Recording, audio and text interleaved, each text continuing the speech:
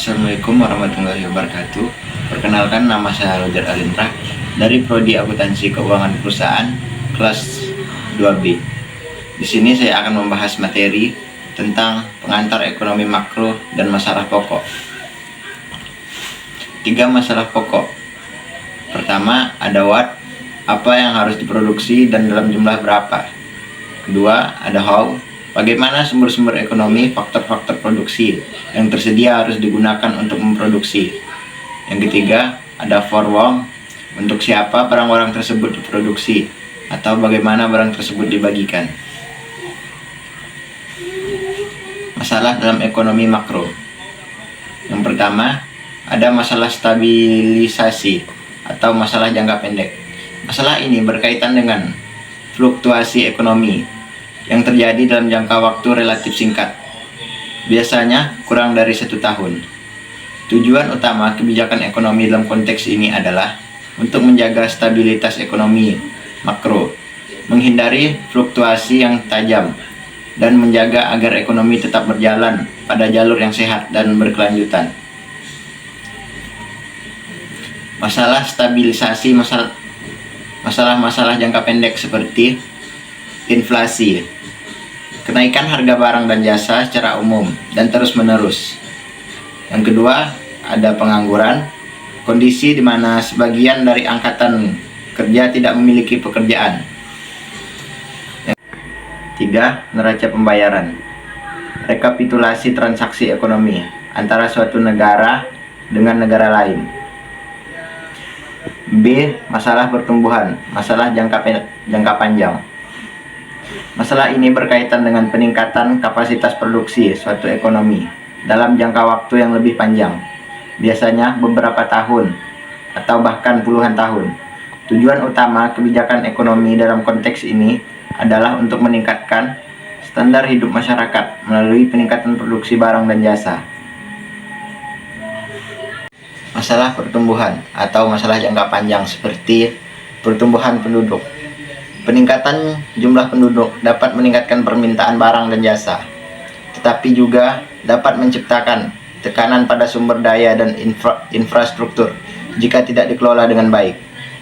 Yang kedua, ada kapasitas produksi, kemampuan suatu ekonomi untuk menghasilkan barang dan jasa. Yang ketiga, ada investasi, pengeluaran untuk meningkatkan kapasitas produksi seperti pembangunan pabrik baru, pembelian mesin dan peralatan, dan pengembangan teknologi. Perekonomian sosial.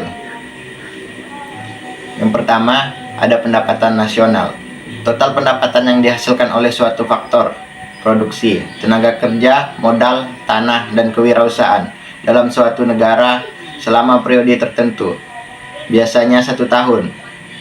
Ini merupakan ukuran utama dari output ekonomi suatu negara. Yang kedua, ada produk nasional, nilai total barang dan jasa yang diproduksi oleh faktor-faktor produksi milik warga negara suatu negara, baik dalam maupun luar negeri, selama periode tertentu. 3. Tingkat kesempatan kerja. Presentasi angkatan kerja yang memiliki pekerjaan. Tingkat kesempatan kerja yang tinggi menunjukkan kondisi ekonomi yang baik dan rendahnya pengangguran. Yang keempat, ada tingkat harga, ukuran umum dari tingkat harga barang dan jasa dalam suatu ekonomi. Biasanya diukur menggunakan indeks harga konsumen atau IHK, atau indeks harga produsen atau IHP. Yang kelima, ada neraca pembayaran, rekapitulasi semua transaksi ekonomi antara suatu negara dengan negara lain selama periode tertentu. Selanjutnya, ada 4 sektor dalam perekonomian. Pertama, ada sektor keluarga atau personal sektor. Kedua, ada sektor perusahaan atau business sector. Yang ketiga, ada sektor pemerintahan. Dan yang keempat, ada sektor perdagangan luar negeri. Selanjutnya, yang kelima, ada pelaku makro. Pertama, ada rumah tangga, individu atau keluarga yang berperan sebagai konsumen barang dan jasa, dan sebagai penyedia faktor produksi atau tenaga kerja. Yang kedua, ada produsen. perusahaan atau bisnis yang memproduksi barang dan jasa. Yang ketiga, ada pemerintah. Lembaga negara berperan dalam mengatur perekonomian, menyediakan barang dan jasa publik, serta melakukan redistribusi pendapatan. Yang keempat, ada lembaga-lembaga keuangan. Institusi keuangan seperti bank, perusahaan asuransi, dan pasar modal yang memfasilitasi penghimpunan dan penyaluran dana dalam perekonomian. Yang kelima, ada negara lain. Negara-negara lain yang berinteraksi dengan ekonomi domestik melalui perdagangan internasional, investasi asing, dan arus modal.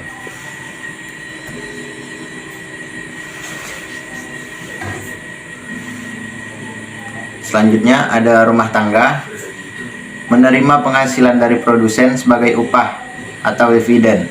Kedua, menerima penghasilan dari tabungan. Ketiga, membelanjakan penghasilan di pasar barang. 4, menyisihkan penghasilan untuk ditabung. 5, membayar pajak kepada pemerintah. 6, perlu uang untuk kebutuhan sehari-hari. Lalu, produsen, memproduksi dan menjual barang dan jasa. 2, menyewa faktor produksi atau membutuhkan kredit usaha. Dan yang keempat, memerlukan tenaga kerja. Selanjutnya pemerintah. Pertama, menarik pajak. 2, memberikan subsidi. 3, membeli barang-barang. 4, meminjam uang dari luar negeri. Dan 5, menjual surat-surat berharga. Lembaga keuangan, menerima simpanan tabungan atau deposito dari RT. 2, menyediakan kredit. 3, menyediakan uang. Lalu negara lain, membeli barang-barang impor. 2, menjual barang-barang ekspor. Dan 3, menyediakan kredit pinjaman.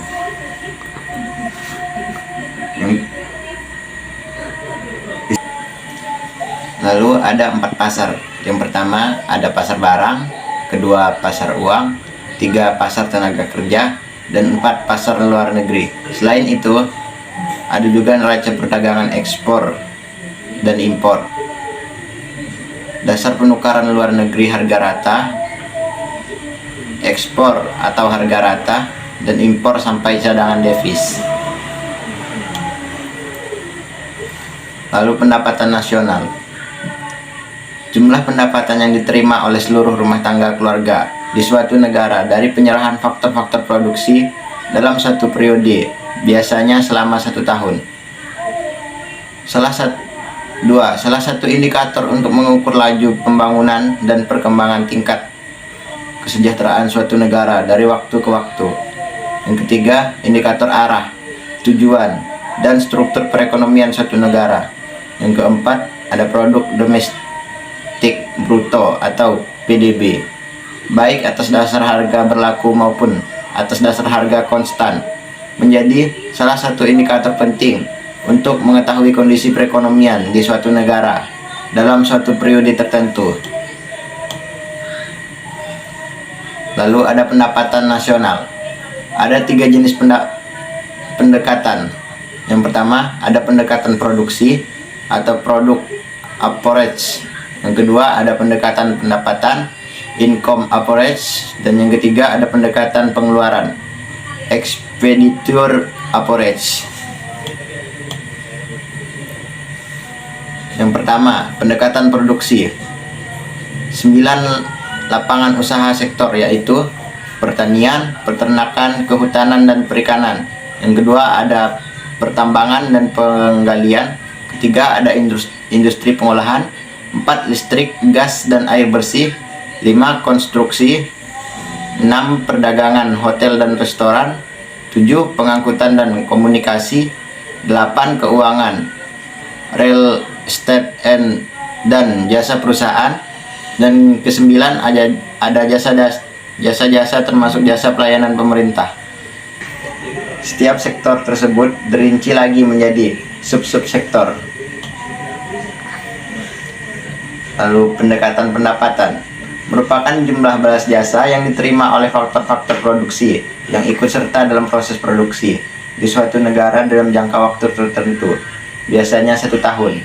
Yang kedua, balas jasa faktor produksi, yang dimaksud adalah upah dan gaji sewa tanah, bunga modal dan keuntungan.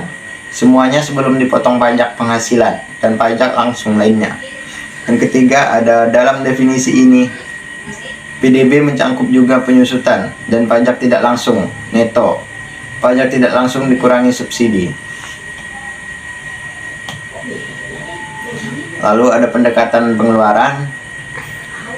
Semua komponen permintaan akhir yang terdiri dari 1. Pengeluaran konsumsi rumah tangga dan lembaga swasta nirlaba. Yang kedua, pengeluaran konsumsi pemerintah. Ketiga, pembentukan modal tetap domestik bruto. 4. Perubahan inventory. Dan yang kelima, ekspor neto. Ekspor neto merupakan ekspor dikurangi impor. Pendekatan pengeluaran. 1. Sektor rumah tangga, consumption expenditure. Kedua, ada sektor perusahaan swasta, investment. Yang ketiga, ada sektor pemerintah, government expenditure. Yang keempat, ada sektor perdagangan luar negeri, ekspor neto. X dikurang M, Y sama dengan C ditambah L tambah G tambah X kurang M.